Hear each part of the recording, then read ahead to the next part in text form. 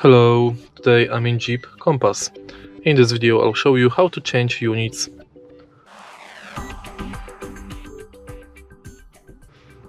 In the beginning, take a look at the screen display and now go to Vehicle, enter Display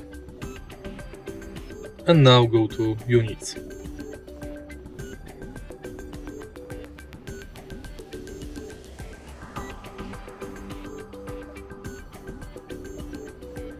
Now you can change between miles and kilometers for distance, fuel consumption, pressure and temperature.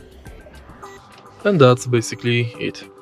If you find this video helpful, please leave like, comment and subscribe.